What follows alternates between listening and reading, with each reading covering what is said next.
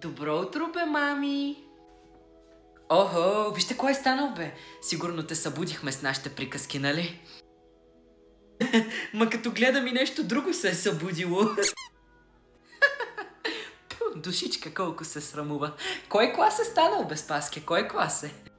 Абе, той завърши отдавна. На 22 години е.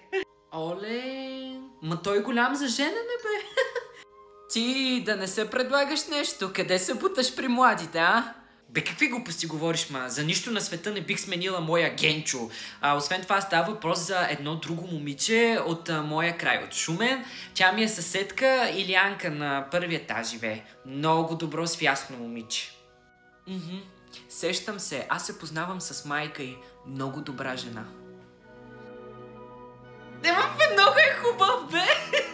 Ма е много срамежлив, леле!